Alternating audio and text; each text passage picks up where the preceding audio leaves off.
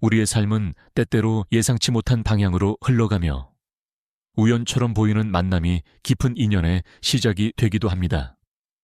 마치 고요한 아침 호수에 작은 돌멩이 하나가 던져지듯 우리의 일상에 예기치 않은 사건이 파문을 일으키고 그 파문은 우리가 상상하지 못했던 곳으로 우리를 이끌어갑니다. 오늘 우리가 함께 나눌 이야기는 바로 그러한 파문의 시작, 즉 길거리에서 우연히 지갑을 찾아준 가난한 소녀와 CEO의 할머니라는 첫 만남에서 비롯됩니다. 이 만남은 겉으로 보기에는 단순한 선행과 보답의 이야기처럼 보이지만 그 안에는 우리가 삶과 관계를 이해하는 방식에 대한 심오한 영적 통찰이 담겨 있습니다. 우리는 종종 사람을 만날 때 혹은 어떤 상황에 처할 때 가장 먼저 눈에 보이는 것, 즉 겉모습이나 배경 혹은 첫인상에 크게 의존합니다. 가난한 소녀라는 표현은 사회적 지위나 물질적 풍요로움이 부족함을 암시하며 이는 많은 이들이 그녀를 특정 방식으로 판단하게 만드는 장막이 될 수 있습니다. 반대로 CEO의 할머니라는 지위는 부와 권력을 연상시키며 이 또한 그분을 특정 틀 안에 가두는 장막이 됩니다. 우리는 이러한 장막 뒤에 숨겨진 진정한 본질을 보지 못하고 겉모습에 기반한 편견과 오해 속에서 관계를 시작하곤 합니다. 영적인 지혜는 우리에게 이 첫인상의 장막을 걷어낼 것을 권합니다. 진정한 지혜는 겉으로 드러나는 상황이나 인물의 배경을 넘어 그 안에 숨겨진 본질과 잠재력을 볼 수 있는 눈을 기르는 데 있습니다. 소녀의 가난함은 그녀의 순수함, 강인함, 혹은 타인에 대한 연민을 가리지 못하며 할머니의 부유함 또한 그녀의 지혜, 따뜻함, 혹은 외로움을 가리지 못합니다. 모든 존재는 그 자체로 완전하며 겉모습은 단지 일시적인 현상일 뿐입니다. 우리가 겉모습에 갇히는 순간 우리는 관계의 깊이와 삶의 풍요로움을 놓치게 됩니다. 이러한 첫인상의 장막은 어디에서 오는 것일까요? 그것은 대부분 우리의 집착 시초, 집착에서 비롯됩니다. 우리는 특정 관념, 즉 가난한 사람은 이러할 것이다, 부유한 사람은 이러할 것이다와 같은 고정관념에 집착합니다. 또한 우리는 과거의 경험이나 사회적 통념에 집착하여 새로운 만남을 열린 마음으로 받아들이기보다는 이미 형성된 틀에 끼워 맞추려 합니다. 이러한 집착은 우리의 마음을 닫고 새로운 가능성을 보지 못하게 합니다. 마치 두꺼운 안경을 쓰고 세상을 보는 것처럼 우리는 우리의 편견이라는 안경을 통해 현실을 왜곡하여 바라봅니다. 또한 우리의 어리석음, 즉 사물의 본질을 있는 그대로 보지 못하는 무지 또한 이 장막을 형성하는 데 기여합니다. 우리는 본질적으로 모든 존재가 서로 연결되어 있고 모든 상황이 끊임없이 변화한다는 진리를 망각합니다. 소녀의 가난함은 영원하지 않을 수 있으며 할머니의 부유함 또한 삶의 모든 것을 해결해 주지는 못합니다. 모든 것은 무상, 우창하며 고정된 실체가 없습니다. 우리가 이러한 무상의 진리를 이해하지 못할 때 우리는 겉모습에 현혹되어 판단하고 그로 인해 불필요한 고통을 겪게 됩니다. 그렇다면 우리는 어떻게 이 첫인상의 장막을 걷어내고 겉모습 너머의 진정한 본질을 볼 수 있는 지혜로운 눈을 기를 수 있을까요? 첫 번째 실질적인 지침은 비판단적인 수용 non-judgmental acceptance를 연습하는 것입니다. 소녀가 지갑을 찾아주었을 때 그녀는 할머니의 사회적 지위를 판단하거나 자신의 가난함을 이유로 망설이지 않았을 것입니다. 그녀는 단지 도움이 필요한 상황에 반응했을 뿐입니다. 우리 또한 모든 만남과 상황을 있는 그대로 받아들이고 즉각적인 판단이나 평가를 유보하는 연습을 해야 합니다. 누군가를 만났을 때 그들의 옷차림, 직업, 혹은 배경에 대한 선입견을 내려놓고 그저 이 사람은 지금 여기에 존재하고 있다는 사실만을 인식하는 것입니다. 이는 우리가 마음의 문을 열고 상대방의 진정한 모습을 볼 수 있는 공간을 마련해 줍니다. 두 번째 지침은 열린 마음, open mindedness, 안을 기르는 것입니다. 우리는 새로운 정보나 경험에 대해 마음을 열고 우리의 기존 관념이 틀릴 수도 있음을 인정해야 합니다. 할머니가 소녀의 겉모습만을 보고 가난한 아이로 단정지었다면 그녀는 소녀의 순수하고 선한 마음을 발견하지 못했을 것입니다. 마찬가지로 소녀가 할머니의 지위만을 보고 다가갈 수 없는 사람으로 여겼다면 그녀는 할머니의 따뜻한 마음과 자신에게 찾아올 기회를 놓쳤을 것입니다. 열린 마음은 우리가 새로운 가능성을 보고 관계를 더욱 풍요롭게 만들 수 있는 필수적인 태도입니다. 세 번째 지침은 모든 존재 안에 내재된 신성함, inherent divinity를 인식하는 것입니다. 모든 인간은 그 어떤 배경이나 조건과 상관없이 본질적으로 존엄하고 신성한 존재입니다. 가난한 소녀이든 CEO의 할머니이든 그들 안에는 동일한 생명의 빛이 존재합니다. 우리가 이러한 신성함을 인식할 때 우리는 타인을 존중하고 그들의 고통에 공감하며 그들의 행복을 바라는 마음을 자연스럽게 가지게 됩니다. 이는 우리가 관계를 맺는 방식에 혁명적인 변화를 가져오며 모든 만남을 영적인 교류의 기회로 만듭니다. 고대 현자들은 네가 보고자 하는 것을 보게 될 것이다 라고 가르쳤습니다. 우리가 타인을 겉모습이나 편견의 눈으로만 보려 한다면 우리는 그들의 한정된 면모만을 발견할 것입니다. 하지만 우리가 그들 안에서 선함, 지혜, 그리고 신성함을 보려 한다면 우리는 그 빛이 우리 삶에 스며들어 관계를 변화시키고 우리 자신을 성장시키는 것을 목격할 수 있습니다. 소녀와 할머니의 첫 만남은 이러한 지혜의 실천을 보여줍니다. 소녀의 순수한 선행은 할머니의 닫힌 마음을 열었고 할머니의 따뜻한 보답은 소녀의 삶에 새로운 문을 열었습니다. 결론적으로 우리의 삶은 끊임없는 만남의 연속이며 각 만남은 우리에게 자신과 세상을 더 깊이 이해할 수 있는 기회를 제공합니다. 길거리에서 우연히 지갑을 찾아준 가난한 소녀와 CEO의 할머니의 이야기는 우리에게 첫인상의 장막을 걷어내고 겉모습 너머의 진정한 본질을 볼 수 있는 지혜로운 눈을 기를 것을 권합니다. 비판단적인 수용, 열린 마음, 그리고 모든 존재 안에 내재된 신성함을 인식하는 연습을 통해 우리는 모든 관계를 영적인 성장의 기회로 삼고 삶의 풍요로움을 온전히 경험할 수 있을 것입니다. 이 여정은 우리가 자신과 타인을 진정으로 이해하고 사랑하는 길로 우리를 안내할 것입니다. 삶의 여정 속에서 우리는 때로 예측할 수 없는 상황들과 마주하게 됩니다. 마치 고요한 강물이 갑자기 거친 여우를 만나듯 우리는 원치 않는 환경이나 관계 속에 놓이기도 합니다. 가난한 소녀가 CEO의 할머니를 돕고 그 인연으로 CEO의 부인이 되었다는 이야기는 겉으로 보기에는 행운처럼 보이지만 그 이면에는 소녀가 자신의 생존과 가족을 위해 중요한 결정을 내려야 했던 깊은 현실이 담겨 있습니다.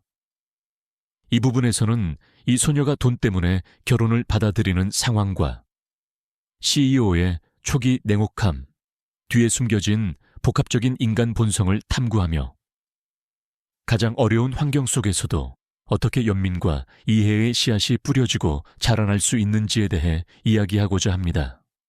이것이 바로 생존의 대가와 연민의 씨앗, 역경 속에서 피어나는 인간성입니다. 소녀가 결혼을 받아들이는 동기가 돈, 즉 아버지의 치료비였음을 우리는 알 수 있습니다. 이는 많은 이들이 비난하거나 비판할 수 있는 부분일지 모릅니다. 그러나 영적인 관점에서 볼 때 이는 단순히 물질적인 욕망이 아니라 사랑과 책임감에서 비롯된 숭고한 행위로 해석될 수 있습니다. 가족을 위한 희생, 가장 사랑하는 사람을 지키기 위한 절박한 선택은 인간 본성의 가장 깊은 곳에 있는 연민과 용기를 드러냅니다. 우리는 종종 외부적인 행동만을 보고 그 이면에 숨겨진 동기를 놓치곤 합니다. 소녀의 돈에 대한 추구는 그녀의 순수한 마음과 강인한 의지의 반영이었던 것입니다. 이러한 상황 속에서 우리는 인간이 직면하는 생존의 덱에 대해 깊이 생각해 볼 수 있습니다. 때로는 삶이 우리에게 피할 수 없는 선택을 강요합니다. 우리의 가치관이나 이상과는 다르게 보이는 결정을 내려야 할 때도 있습니다. 소녀는 자신의 행복이나 자유로운 선택 의지를 잠시 유보하고 가족의 생존을 위해 강요된 결혼이라는 대가를 치릅니다. 이러한 경험은 우리에게 역경레벨이 단순히 불행한 사건이 아니라 우리를 단련시키고 내면의 힘을 발견하게 하는 거대한 스승이 될 수 있음을 가르쳐 줍니다. 고통 속에서 우리는 비로소 자신이 얼마나 강한 존재인지를 깨닫게 됩니다. 한편 이야기 초반에 묘사되는 CEO의 냉혹함 또한 깊이 탐구할 가치가 있습니다. 우리는 흔히 잔인함이나 냉혹함을 부정적인 특성으로만 치부하지만 이러한 겉모습 뒤에는 종종 과거의 상처, 깊은 외로움, 혹은 자신을 보호하기 위한 방어기제가 숨겨져 있을 수 있습니다. 경쟁이 치열한 현대 사회에서 CEO라는 자리는 필연적으로 냉철함과 결단력을 요구하며 이는 때로 타인에게 냉혹하게 비춰질 수 있습니다. 그의 행동은 어쩌면 어린 시절의 결핍, 신뢰의 배신, 혹은 사회적 압력에 대한 무의식적인 반응이었을지도 모릅니다. 우리는 이러한 겉모습만을 보고 그 사람의 전체를 판단하는 오류를 범해서는 안 됩니다. 모든 인간은 빛과 그림자를 동시에 지니고 있으며 그림자 뒤에는 언제나 빛이 존재할 잠재력을 가지고 있습니다. 그렇다면 가장 어려운 환경 속에서도 어떻게 연민과 이해의 씨앗이 뿌려지고 자라날 수 있을까요? 그리고 어떻게 우리는 역경을 통해 인간성을 꽃피울 수 있을까요? 첫 번째 실질적인 지침은 마음 챙김, 수용 mindful acceptance를 연습하는 것입니다. 소녀는 자신이 처한 강요된 결혼이라는 상황에 대해 두려움, 분노, 절망 등 온갖 부정적인 감정을 느꼈을 수 있습니다. 그러나 만약 그녀가 이러한 감정들을 억누르거나 외면하는 대신 그것들이 자신의 내면에서 일어나고 있음을 판단 없이 알아차리고 받아들였다면 그녀는 감정의 폭풍 속에서도 자신을 붙잡아줄 닻을 찾았을 것입니다. 상황을 있는 그대로 수용할 때 비로소 우리는 저항을 멈추고 문제 해결을 위한 명료한 시야를 얻을 수 있습니다.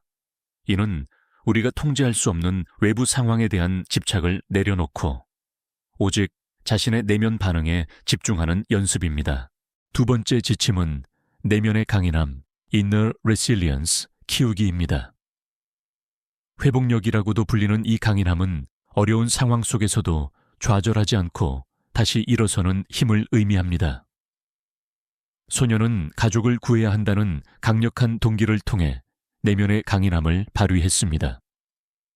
우리 또한 삶의 역경 앞에서 스스로에게 질문해야 합니다. 나는 이 상황을 통해 무엇을 배울 수 있는가? 나는 이 경험을 통해 어떻게 더 강하고 지혜로워질 수 있는가? 역경은 우리를 부수기 위해 오는 것이 아니라 우리가 얼마나 강인한 존재인지를 일깨워주기 위해 옵니다. 고통을 회피하기보다는 정면으로 마주하고 그 속에서 자신의 내재된 힘을 발견하려 노력해야 합니다. 세 번째 지침은 타인에 대한 연민, compassion towards others, 확장하기입니다. 소녀가 CEO의 겉모습 너머에 있는 인간적인 면모를 보려 노력했듯이 우리도 냉혹해 보이는 타인의 행동 뒤에 숨겨진 상처나 고통을 이해하려 노력해야 합니다. 모든 인간은 고통에서 벗어나 행복하기를 갈망합니다. CEO의 냉혹함은 어쩌면 그 자신의 고통을 표현하는 서툰 방식이었을지도 모릅니다. 우리가 타인에 대해 연민의 마음을 품을 때 우리의 마음은 넓어지고 관계 속에서 진정한 이해와 연결이 가능해집니다. 이는 우리가 그들을 비난하거나 판단하는 대신 그들의 존재 자체를 존중하고 아끼는 마음으로 나아가도록 이끌어줍니다. 고대 불교의 가르침 중에는 고통은 피할 수 없지만 고통에 대한 우리의 반응은 선택할 수 있다 는 지혜가 있습니다.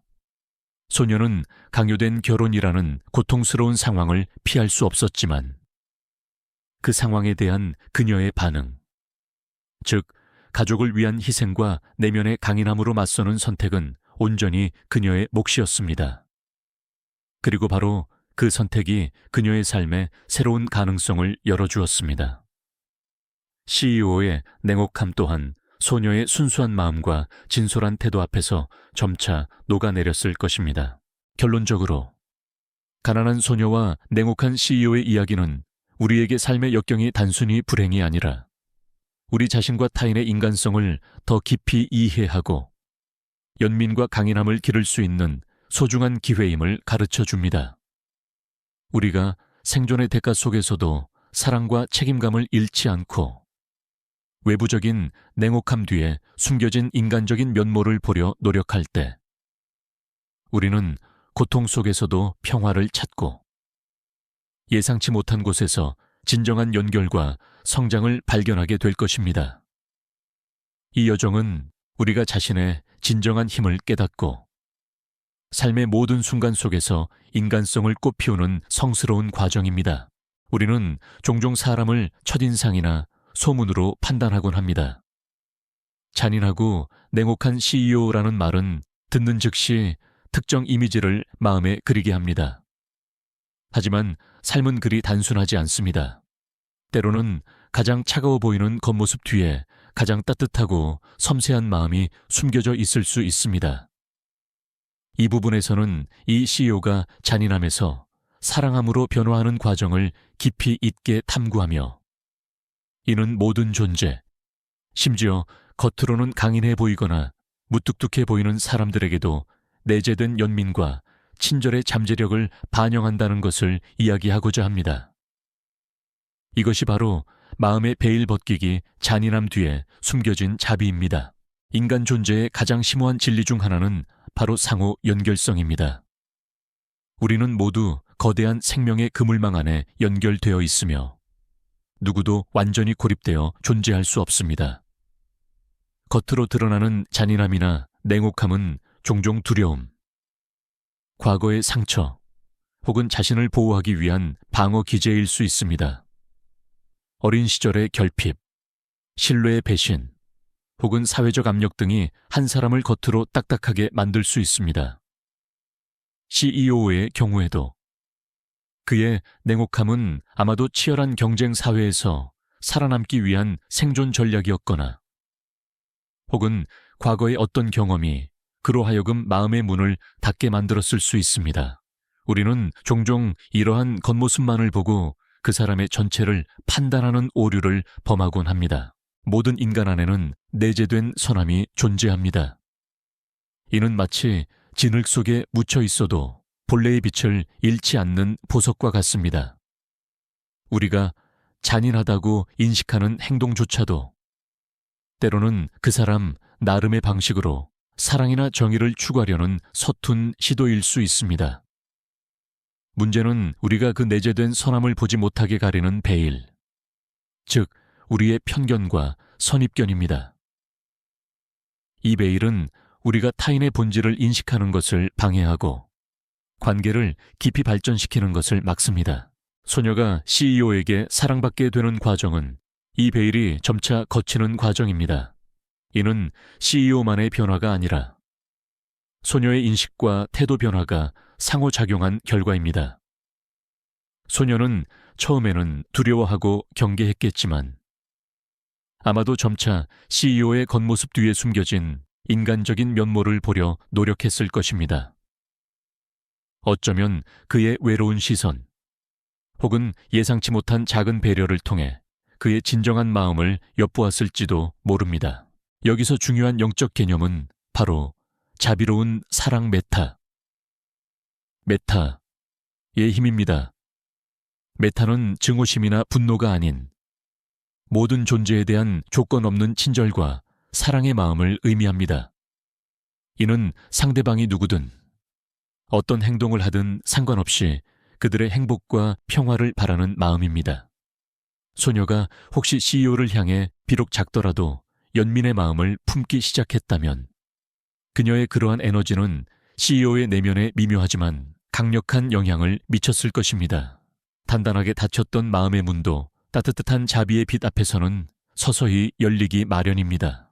그렇다면 우리는 어떻게 이러한 자비로운 사랑을 기르고 타인의 겉모습 너머를 볼 수 있을까요? 첫 번째 실질적인 지침은 공감 능력 배양입니다. 공감이란 타인의 입장에서 생각하고 느끼려 노력하는 것입니다. CEO가 왜 잔인하게 행동하는지에 대해 추측해보는 것입니다. 그는 어떤 어려움을 겪었을까? 그의 마음속에는 어떤 상처가 있을까? 이러한 질문들은 우리가 타인을 단순히 판단하는 것을 넘어 그들의 인간적인 면모를 이해하려 노력하게 합니다. 공감은 우리 마음의 경계를 허물고 타인과 더 깊이 연결될 수 있는 다리를 놓아줍니다. 두 번째 지침은 자신과 타인에 대한 연민 실천입니다. 우리는 종종 타인에게는 관대하면서도 자신에게는 가혹합니다. 혹은 그 반대이기도 합니다. 진정한 연민은 자기 자신에게서 시작하여 점차 타인에게로 확장됩니다. 자신의 불완전함을 이해하고 용서할 때 우리는 비로소 타인의 불완전함도 이해하고 받아들일 수 있습니다. 그리고 타인의 고통을 보았을 때 그것이 우리의 마음을 움직여 그들에게 연민의 마음을 보내는 것입니다. 이는 고통받는 존재에게 그대가 평화롭기를, 그대가 고통에서 벗어나기를 하고 마음속으로 바라는 것과 같습니다. 이러한 마음은 우리 자신과 주변 세계에 긍정적인 에너지를 퍼뜨립니다. 세 번째 지침은 선함을 찾는 것입니다. 모든 사람에게는 선한 면이 있습니다. 아무리 어두운 영혼이라 할지라도 그 안에는 아직 빛이 남아 있습니다. 우리는 타인의 단점이나 부정적인 면에만 집중하는 대신 그들의 장점, 숨겨진 친절함, 혹은 잠재적인 선함을 찾아보려 노력해야 합니다.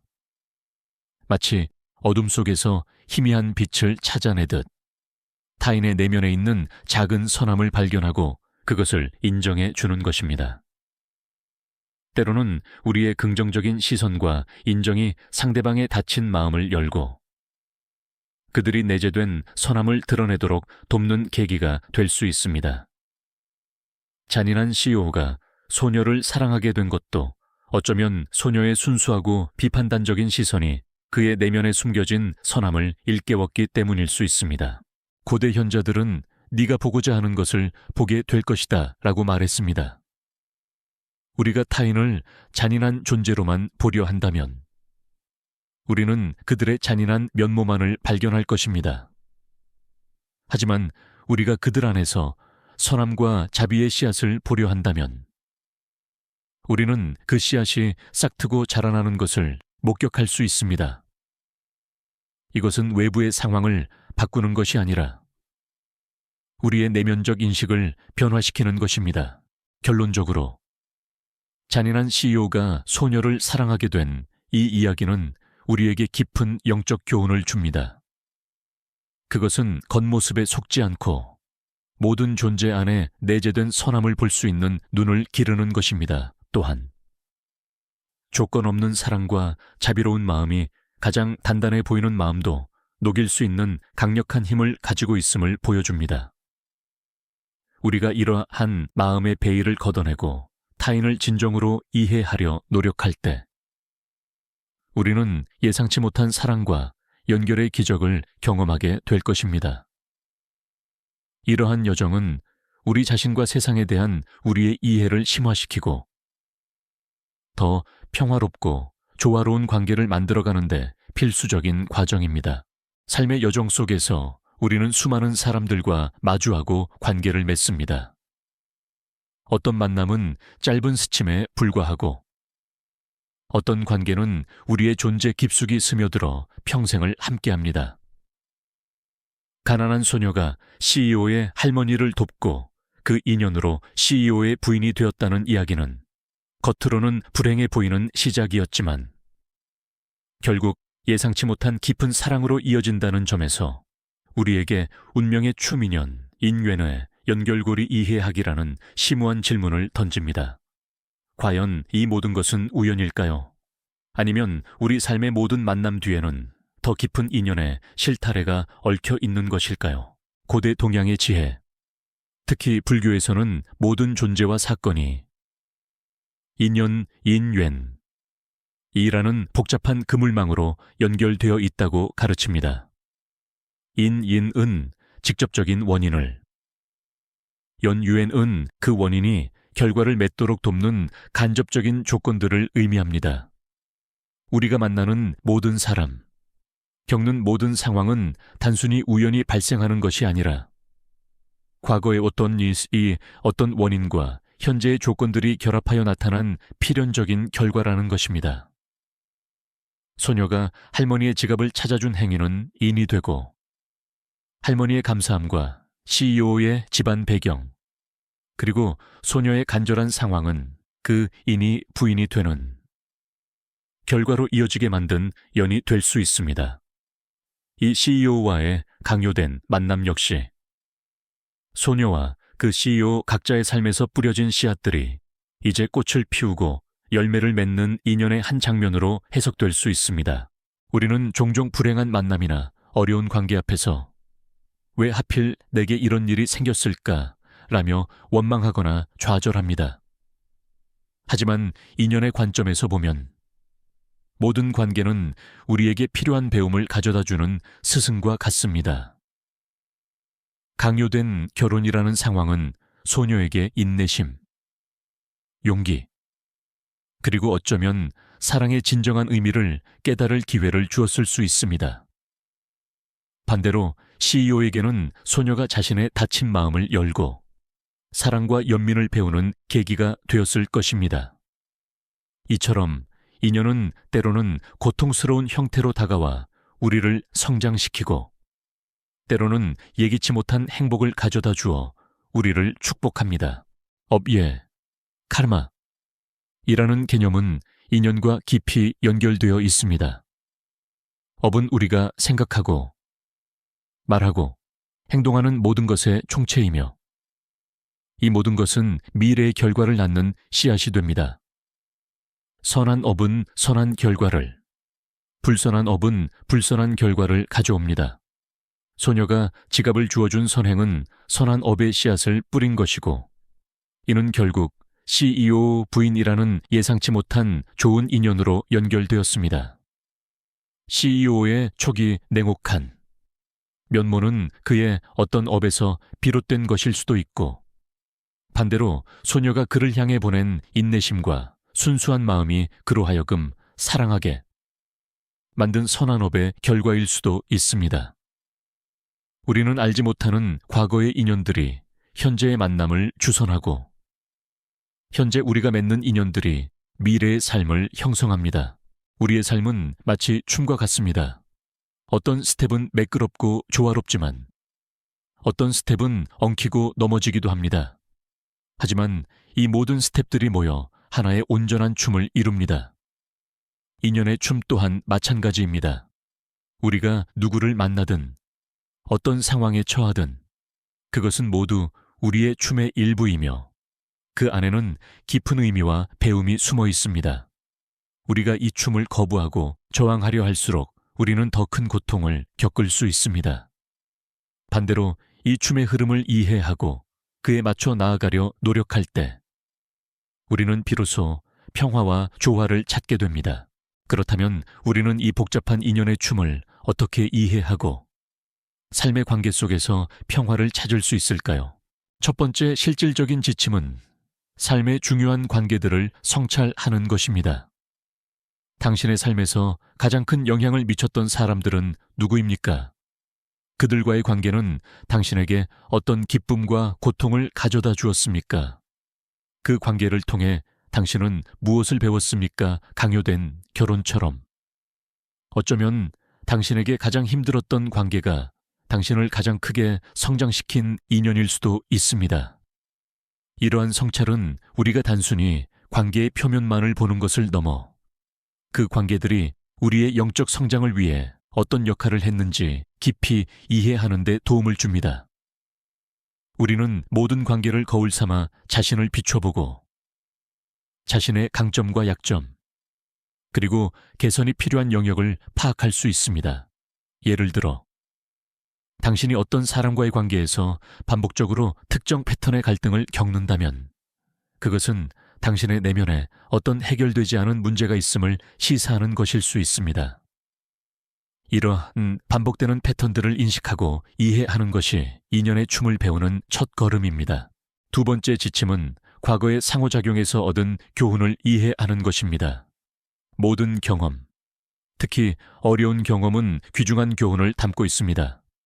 CEO의 냉혹함이 소녀에게는 자신의 내면적 강인함을 발견하고 타인의 복잡한 면모를 이해하는 기회가 되었을 수 있습니다.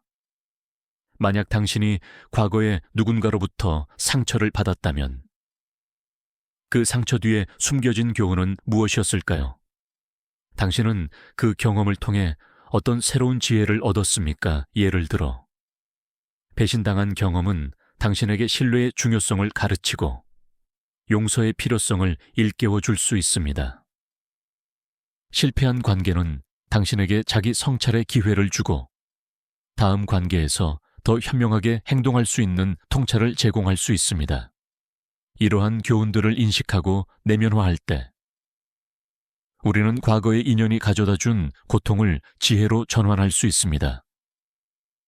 이는 우리가 과거에 묶이지 않고 현재를 온전히 살아가며 미래의 인연을 더욱 긍정적으로 형성할 수 있는 바탕이 됩니다.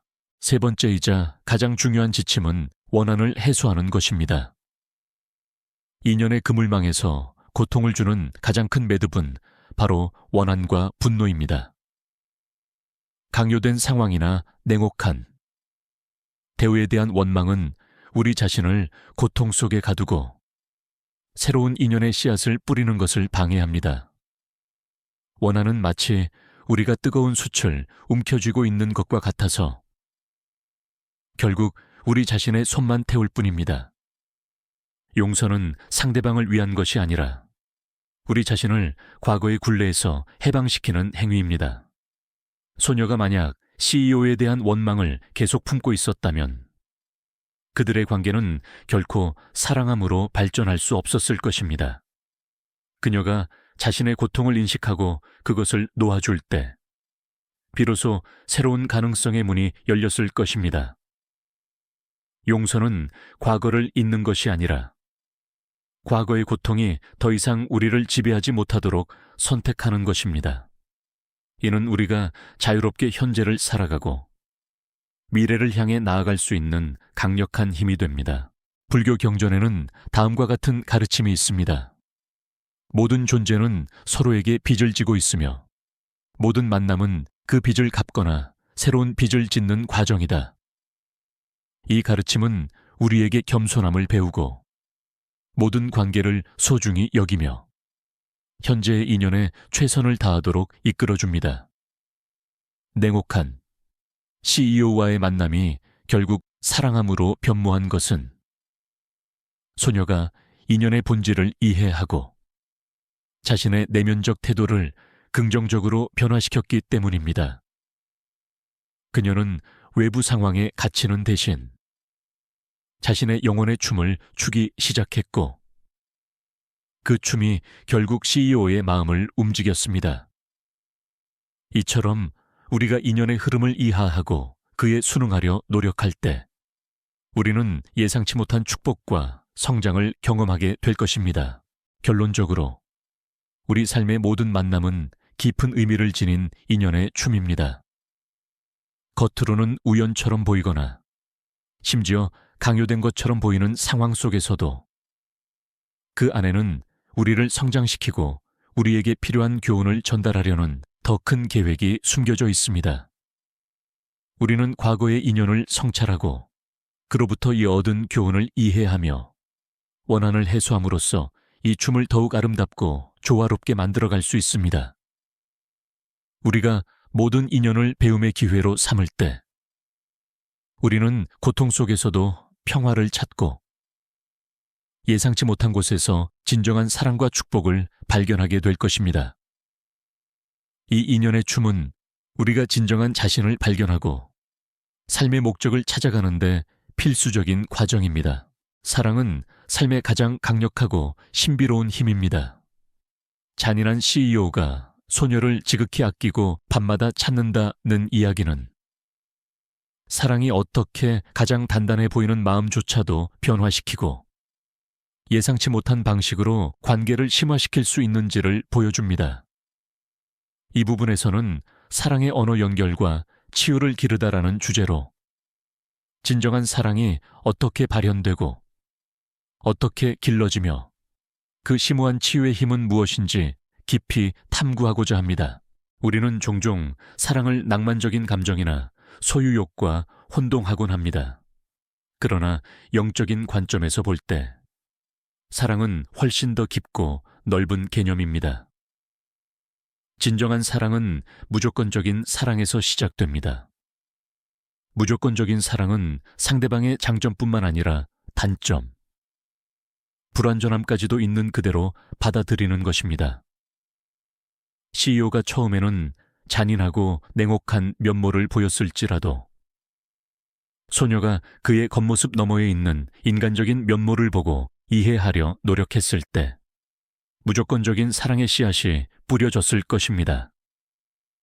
이는 상대방을 자신의 기대나 바람에 맞추려 하지 않고 그 존재 자체를 존중하고 아끼는 마음입니다.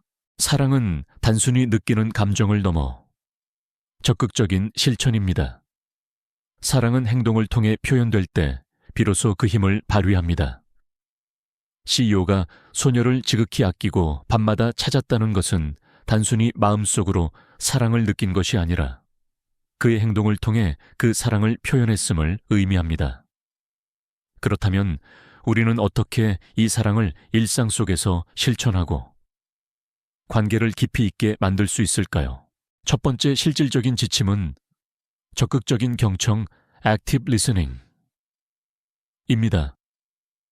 우리는 대화할 때 종종 상대방의 말을 끝까지 듣기보다는 우리가 다음에 무슨 말을 할지에 더 집중하곤 합니다.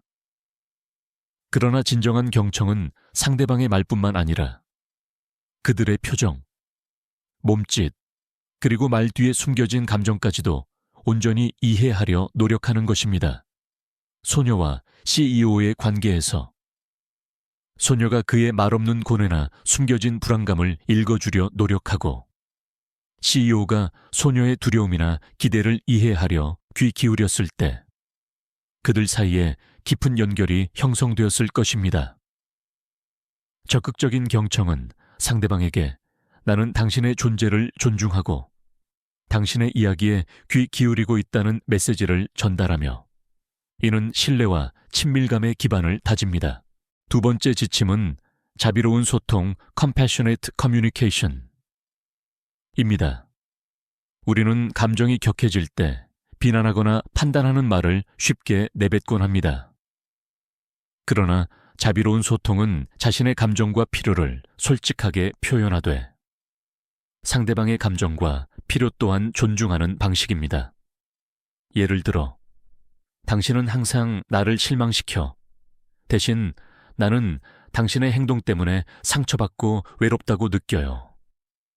내가 당신에게 무엇을 바라는지 이야기하고 싶어요. 와 같이 말하는 것입니다. CEO와 소녀가 서로의 취약성을 드러내고 상처를 주고받는 대신 이해하려 노력했을 때 그들의 관계는 더욱 견고해졌을 것입니다. 자비로운 소통은 갈등을 해결하고 오해를 풀며 서로의 마음을 더 깊이 연결하는 데 필수적입니다. 세 번째 지침은 친밀함의 신성함, sacredness of intimacy 을 인식하는 것입니다. 친밀함은 단순히 육체적인 것을 넘어 두 영혼이 서로에게 온전히 마음을 열고 취약한 모습을 공유하는 것입니다. 밤마다 찾았다는 표현은 물리적인 친밀함뿐만 아니라 내면의 깊은 교감과 상호 의존성을 상징할 수 있습니다. 삶의 복잡함 속에서 서로에게 안식처가 되어주고 판단 없이 서로를 품어주는 공간을 만드는 것입니다. 이러한 친밀함은 관계를 단순히 기능적인 수준을 넘어 영적인 성장과 치유의 통로로 만듭니다. 우리는 이 신성한 공간에서 우리의 가장 깊은 두려움과 욕망을 나눌 수 있으며 상대방의 조건 없는 사랑 속에서 치유될 수 있습니다. 사랑은 또한 치유의 힘을 가지고 있습니다. CEO의 잔인함이 과거의 상처에서 비롯된 것이었다면 소녀의 무조건적인 사랑과 이해는 그의 내면의 상처를 치유하는 약이 되었을 것입니다. 마찬가지로 강요된 결혼이라는 상황에서 소녀가 느꼈을 두려움과 고통은 CEO의 진심 어린 사랑과 보살핌을 통해 점차 아물었을 것입니다. 사랑은 과거의 아픔을 지우지는 못하지만 그 아픔을 품고 미래로 나아갈 힘을 줍니다. 사랑은 우리를 온전하게 만들고 우리의 영혼에 평화와 안식을 가져다 줍니다. 고대 현자들은 사랑을 존재의 본질이라고 일컬었습니다. 우리는 사랑하기 위해 태어났고 사랑을 통해 성장하며 사랑 안에서 진정한 자신을 발견합니다. CEO와 소녀의 이야기는 우리에게 사랑이 얼마나 강력한 변화의 매개체가 될 수 있는지를 상기시킵니다. 겉으로 보이는 모든 장벽에도 불구하고 진정한 사랑은 길을 찾고 마음을 열며 상처를 치유합니다. 결론적으로 사랑은 수동적인 감정이 아니라 적극적인 선택이자 지속적인 실천입니다. 무조건적인 사랑을 바탕으로 적극적으로 경청하고 자비롭게 소통하며 친밀함의 신성함을 소중히 여길 때 우리는 관계를 단순한 연결고리 이상으로 만들 수 있습니다. 사랑은 우리의 영혼을 치유하고 타인의 영혼을 변화시키며 우리가 살고 있는 세상을 더 따뜻하고 평화로운 곳으로 만드는 궁극적인 힘입니다. 우리 각자가 자신의 삶 속에서 이 사랑의 언어를 배우고 실천할 때 우리는 모두 CEO와 소녀처럼 예상치 못한 깊이의 사랑과 연결을 경험하게 될 것입니다. 인간관계는 마치 섬세한 춤과 같습니다. 때로는 조화롭게 움직이지만 때로는 발이 엉키고 넘어지기도 합니다. CEO에게 지극히 아낌을 받게 된 소녀의 이야기는 단순한 사랑 이야기뿐만 아니라 외부의 도전과 내부의 오해를 헤쳐나가며 관계를 더욱 깊게 만드는 과정을 보여줍니다. 이 부분에서는 관계의 미로 탐색, 신뢰, 오해, 그리고 성장을 위한 여정이라는 주제로 사랑하는 관계 속에서 발생하는 오해와 갈등을 어떻게 지혜롭게 다루고 신뢰를 구축하며 역경을 통해 관계를 더욱 견고하게 만들 수 있는지에 대해 깊이 있게 이야기하고자 합니다. 우리는 관계를 맺을 때 종종 모든 것이 순조롭고 완벽할 것이라는 환상을 가집니다. 그러나 현실에서는 외부의 압력, 오해, 그리고 때로는 우리 자신의 내면적 투사로 인해 갈등이 발생하기 마련입니다. 이야기 속에서 등장하는 과거 연인이나 직장 내 갈등과 같은 외부 방해 요소들은 현실의 모든 관계가 마주할 수 있는 보편적인 도전들을 상징합니다. 이러한 도전들은 관계를 파괴할 수도 있지만 역설적으로 관계를 더욱 깊고 단단하게 만드는 계기가 될 수도 있습니다. 중요한 것은 우리가 이러한 도전에 어떻게 반응하느냐입니다. 많은 경우 갈등의 뿌리는 오해 울리에 있습니다. 우리는 상대방의 의도를 잘못 해석하거나 자신의 감정을 명확하게 표현하지 못하여 불필요한 마찰을 일으킵니다. CEO가 소녀에게 자신의 진심을 완전히 드러내지 않았거나 소녀가 CEO의 행동을 자신의 과거 경험에 비추어 해석했을 때 오해가 생길 수 있습니다. 이러한 오해는 마치 안개처럼 관계를 뒤덮어 서로의 진정한 모습을 보지 못하게 합니다. 또한 신뢰의 부재는 관계를 약화시키는 주요 원인입니다. 신뢰는 관계의 기반이며 위험을 감수하고 상대방에게 마음을 열 수 있게 하는 용기를 줍니다. CEO가 처음에는 잔인하고 냉혹한 면모를 보였기에 소녀는 그를 쉽게 신뢰하기 어려웠을 것입니다. 그러나 시간이 지나면서 CEO의 진심이 드러나고 소녀의 순수한 마음이 전달되면서 점차 신뢰가 구축되었을 것입니다. 신뢰는 하룻밤 사이에 쌓이는 것이 아니라 일관된 행동과 진솔한 소통을 통해 천천히 자라나는 나무와 같습니다. 그렇다면 우리는 이 관계의 미로를 어떻게 지혜롭게 탐색하고 신뢰를 구축하며 갈등을 성장의 기회로 삼을 수 있을까요? 첫 번째 실질적인 지침은 판단 없는 소통 Non-Judgmental Communication 입니다. 갈등이 발생했을 때 우리는 종종 상대방을 비난하거나 판단하려는 유혹에 빠집니다. 그러나 이러한 방식은 상대방을 방어적으로 만들고 대화를 단절시킬 뿐입니다. 대신 자신의 감정과 필요를 나의 언어로 표현하는 연습을 해야 합니다. 예를 들어, 당신은 왜 항상 그런 식으로 행동해? 대신 나는 당신의 그 행동 때문에 라고 느껴 와 같이 말하는 것입니다. CEO와 소녀가 서로의 취약성을 드러내고 두려움이나 기대를 비난 없이 나누었을 때 그들 사이에 진정한 이해가 시작되었을 것입니다.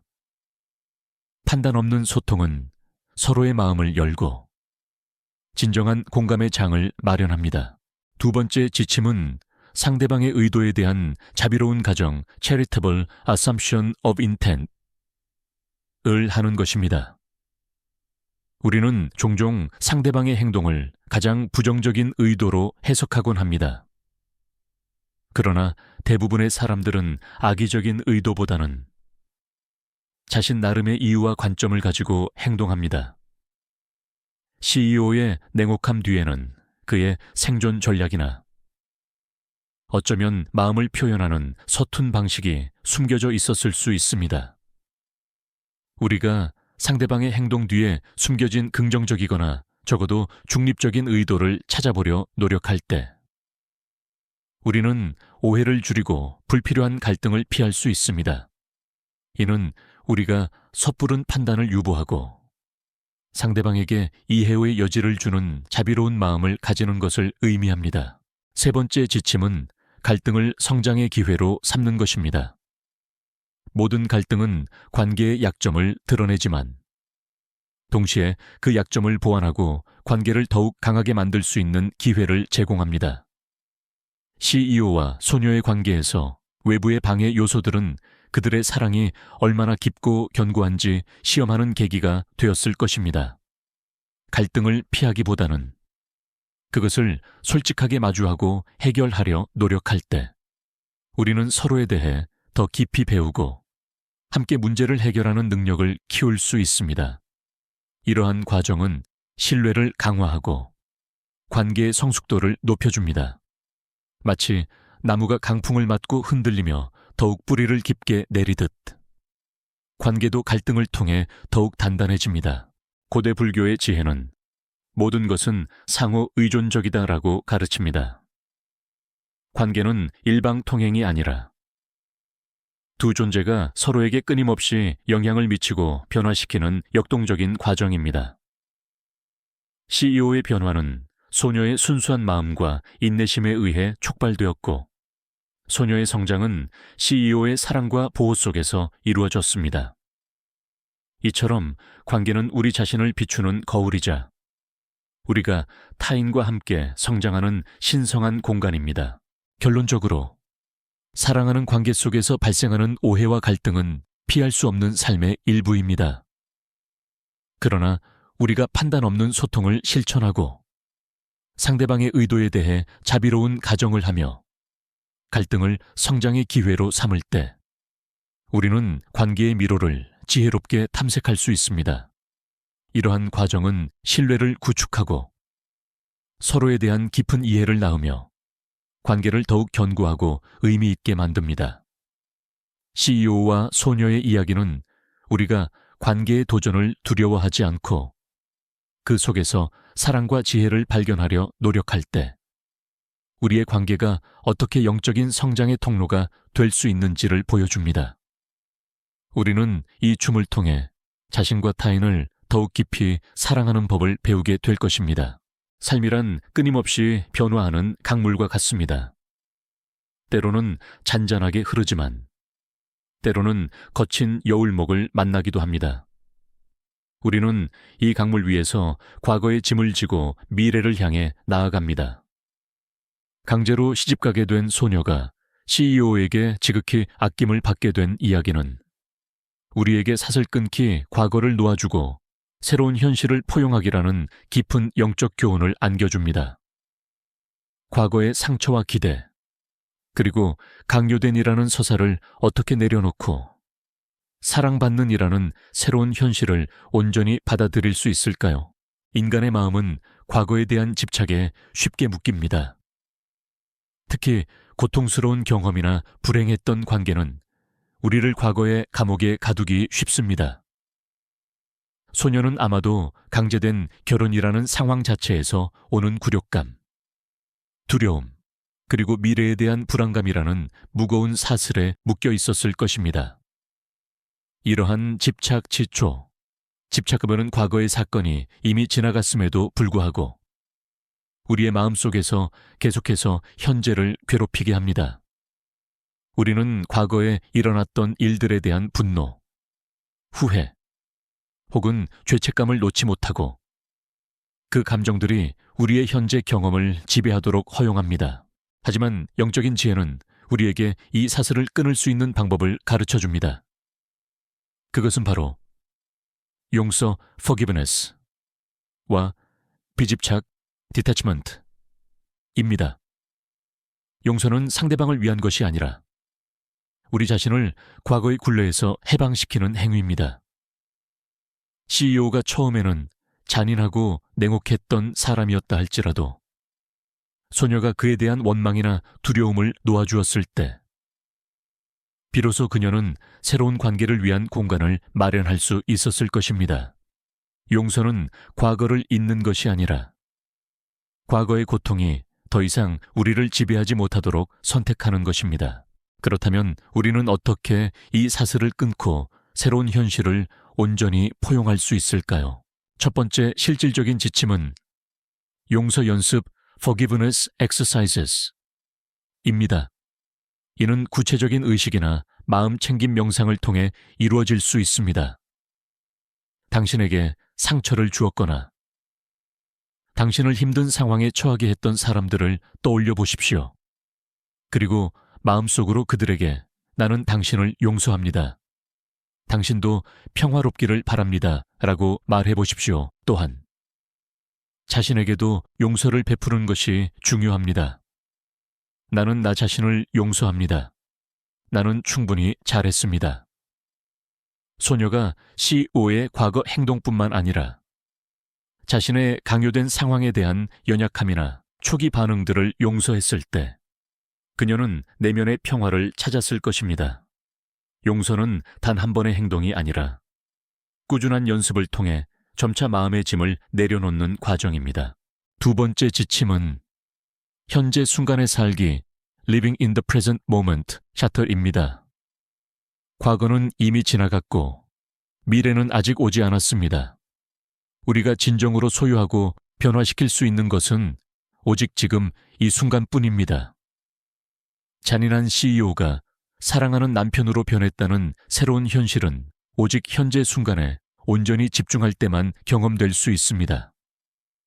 소녀가 과거에 강요된 서사에 계속 매달렸다면 그녀는 사랑받는다는 현재의 축복을 제대로 누리지 못했을 것입니다. 마음챙김 마인드풀니스 실천은 우리가 현재 순간에 온전히 머무는 데 도움을 줍니다.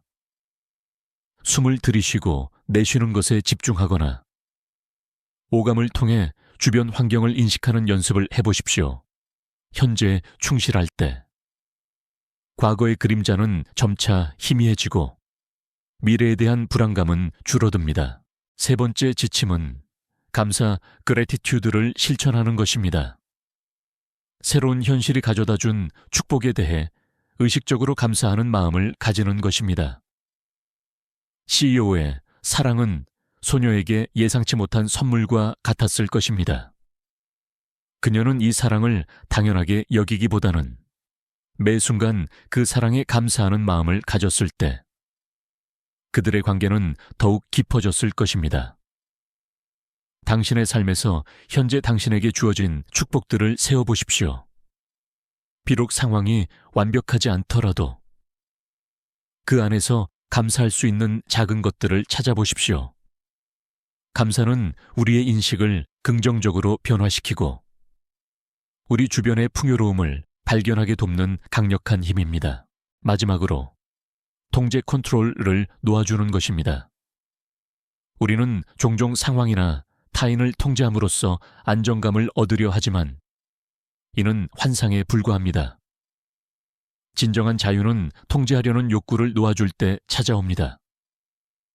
강요된 결혼이라는 상황은 통제할 수 없는 외부적 사건이었지만 소녀가 그 상황에 대한 자신의 통제력을 포기하고 대신 자신의 내면적 반응에 집중했을 때 그녀는 진정한 힘을 얻었습니다. 우리가 모든 것을 통제할 수 없음을 인정하고 삶의 흐름에 자신을 맡길 때 우리는 비로소 진정한 평화와 자유를 경험할 수 있습니다. 고대 현자들은 새로운 씨앗을 심으려면 낡은 땅을 갈아엎어야 한다고 가르쳤습니다. 우리의 과거는 소중한 교훈을 담고 있지만 그것이 우리의 미래를 결정하게 내버려 두어서는 안 됩니다. 강요된 결혼에서 지극히 아낌을 받는 새로운 현실로 나아간 소녀의 이야기는 우리가 과거의 사슬을 용기 있게 끊고 현재의 축복을 온전히 받아들일 때 우리의 삶이 얼마나 놀랍게 변화할 수 있는지를 보여줍니다. 이 여정은 고통스러울 수 있지만 그 끝에는 해방과 충만한 삶이 기다리고 있습니다. 인간관계는 마치 거울과 같습니다.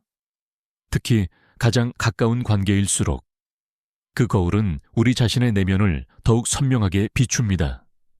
CEO에게 강제로 시집갔으나 지극히 아낌을 받게 된 소녀의 이야기는 이 CEO와의 친밀한 관계가 소녀 자신의 내면의 강점, 두려움, 그리고 성장이 필요한 영역들을 어떻게 비추어 주었는지에 대한 강력한 통찰을 제공합니다.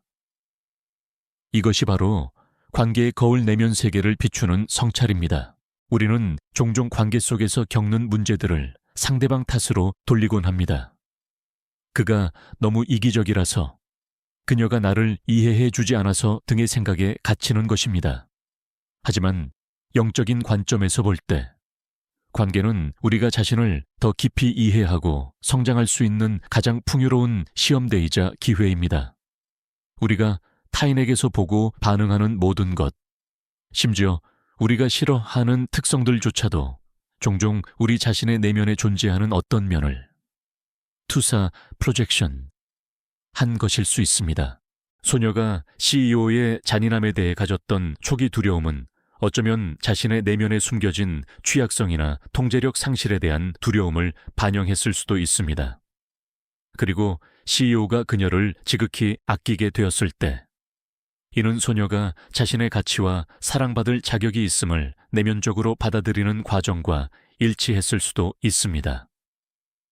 이처럼 관계는 우리에게 불편한 진실을 보여주기도 하고 우리가 미처 알지 못했던 잠재력을 일깨워주기도 합니다. 이러한 관계의 거울을 통해 우리는 어떻게 자신을 성찰하고 내면의 변화를 이끌어낼 수 있을까요? 첫 번째 실질적인 지침은 자기 성찰 (self-reflection) 입니다. 관계에서 갈등이나 불편함이 발생했을 때 우리는 즉시 상대방을 비난하기보다는 잠시 멈춰서서 자신을 들여다봐야 합니다. 내가 이 상황에서 어떤 감정을 느끼고 있는가? 나의 어떤 행동이나 믿음이 이 문제를 야기하는 데 기여했는가? 와 같은 질문들을 던져보는 것입니다.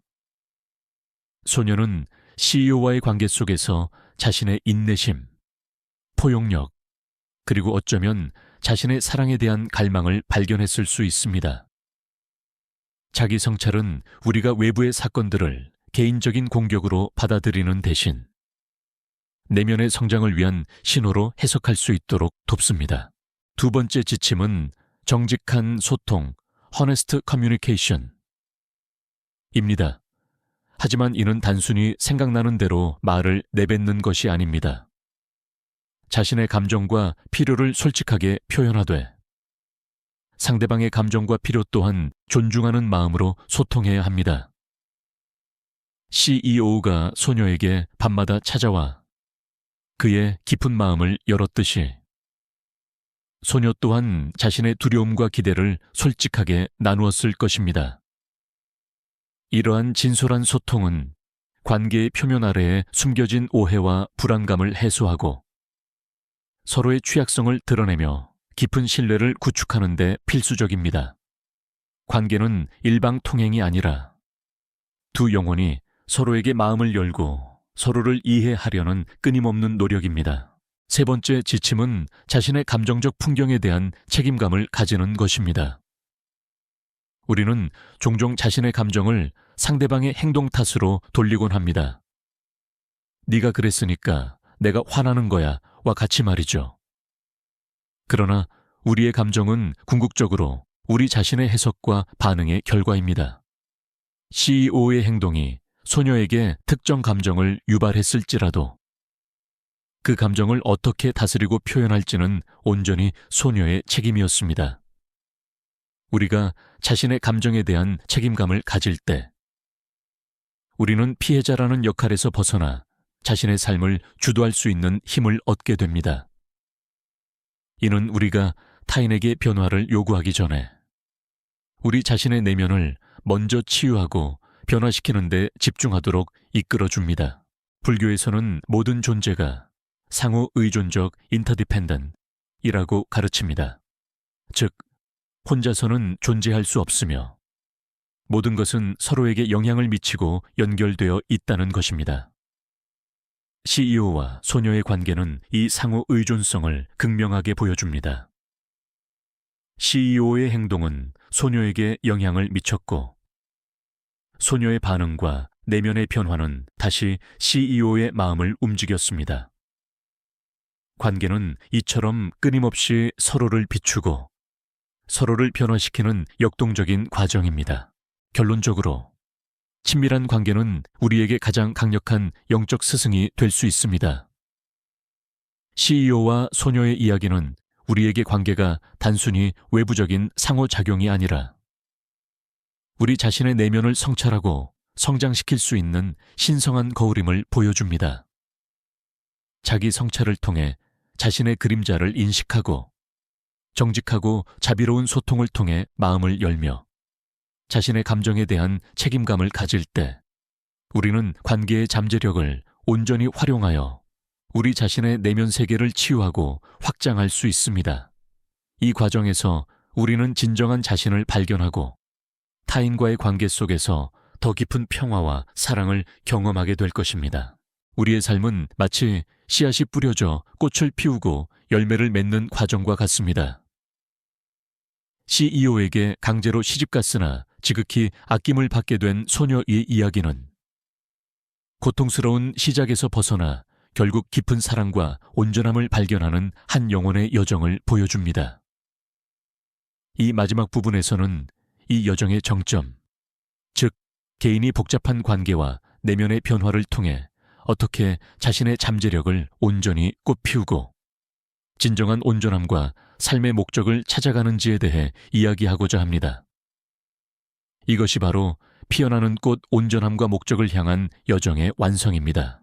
우리는 삶의 여정 속에서 수많은 도전에 직면하며 각 도전은 우리를 성장시킬 수 있는 기회입니다. 소녀의 이야기는 강요된 상황 속에서도 그녀가 자신의 내면을 들여다보고 인내심을 기르며 두려움을 넘어 사랑을 선택했음을 보여줍니다. 이러한 과정은 단순히 외부 환경의 변화만을 의미하는 것이 아니라 그녀의 내면에서 일어난 심오한 자기 실현, self-realization의 과정입니다. 자기 실현은 우리가 진정으로 누구인지, 우리의 가장 깊은 본질은 무엇인지 깨닫는 것입니다. 이는 우리가 사회적 역할, 타인의 기대, 혹은 과거의 상처라는 껍질을 벗어던지고 우리의 진정한 빛을 드러내는 것입니다. 이 과정에서 우리는 깨달음, enlightenment이라는 개념을 실용적인 의미로 이해할 수 있습니다. 이는 거창한 종교적 체험이라기보다는 삶의 본질과 자신의 역할을 더 명료하게 이해하고 고통과 번뇌에서 벗어나 내면의 평화를 찾는 상태를 의미합니다. 소녀는 CEO의 사랑을 통해 자신이 무가치하거나 불행한 존재가 아니라 사랑받고 존중받을 자격이 있는 온전한 존재임을 깨달았을 것입니다. 이 깨달음은 그녀에게 내면의 평화와 자유를 가져다 주었고 그녀의 삶에 새로운 목적의식을 부여했습니다. 그렇다면 우리는 어떻게 우리의 잠재력을 온전히 꽃피우고 삶의 온전함과 목적을 찾아갈 수 있을까요? 첫 번째 실질적인 지침은 영적 수행을 일상생활에 통합하는 것입니다. 명상, 마음 챙김, 기도, 혹은 감사를 표현하는 시간은 특별한 순간만을 위한 것이 아닙니다.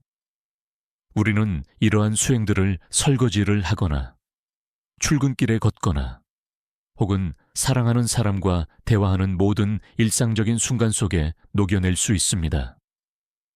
소녀가 강요된 결혼이라는 일상 속에서 CEO와의 관계를 통해 성장했듯이 우리는 매일의 작은 상호작용과 도전을 영적 성장의 기회로 삼을 수 있습니다. 일상 속에서 깨어있고 의식적으로 사랑과 연민을 실천하는 것이야말로 진정한 수행입니다. 두 번째 지침은 의도적으로 살기, living with intention 입니다. 우리의 삶은 우연의 연속이 아니라 우리가 내리는 선택과 우리가 품는 의도의 결과입니다. 우리는 무엇을 창조하고 싶은가, 어떤 종류의 관계를 맺고 싶은가, 어떤 가치를 실현하며 살아가고 싶은가. CEO와 소녀의 이야기는 그들이 외부 상황에 끌려가는 대신 내면의 의도와 선택을 통해 그들의 관계를 사랑으로 변화시켰음을 보여줍니다. 매일 아침 눈을 떴을 때 그날 하루를 어떤 의도를 가지고 살아갈 것인지 스스로에게 질문해 보십시오. 그리고 그 의도에 따라 생각하고 행동하려 노력하십시오. 의도적인 삶은 우리에게 방향성과 목적의식을 부여합니다.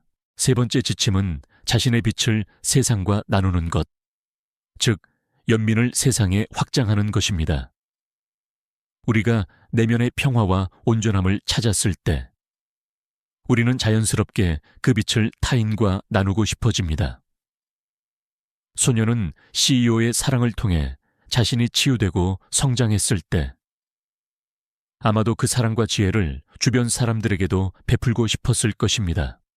이는 자원봉사 활동을 하거나 도움이 필요한 이웃을 돕거나 혹은 단순히 다른 사람에게 친절한 미소를 보내는 것일 수도 있습니다. 우리가 받은 축복을 나누는 것은 우리의 영혼을 더욱 풍요롭게 만들고 세상에 긍정적인 파급 효과를 일으킵니다. 고대 현자들은 네가 피어날 때 세상도 함께 피어난다고 말했습니다. 한 개인이 내면의 여정을 통해 온전히 피어날 때 그 빛은 주변에 퍼져나가 세상을 더 아름답게 만듭니다. 강제된 결혼에서 지극히 아낌을 받는 부인이 된 소녀의 이야기는 우리 각자가 자신의 잠재력을 깨닫고 어려움 속에서도 사랑과 지혜를 선택하며 궁극적으로 자신의 삶의 목적을 찾아가는 과정에 대한 강력한 증거입니다. 결론적으로 우리의 삶은 끊임없이 피어나는 꽃과 같습니다. 때로는 거친 바람과 혹독한 환경에 직면하기도 하지만 우리가 인내심을 가지고 내면을 가꾸며 사랑과 연민의 물을 줄 때 우리는 자신의 가장 아름다운 모습으로 꽃을 피울 수 있습니다. 이 피어나는 과정은 영원하며 우리가 삶의 모든 순간 속에서 자신을 발견하고 성장하며 세상에 기여하도록 이끌어줍니다. 우리 각자가 이 여정을 받아들이고 자신의 내면의 빛을 온전히 발산할 때 우리는 모두 온전함과 진정한 삶의 목적을 경험하게 될 것입니다.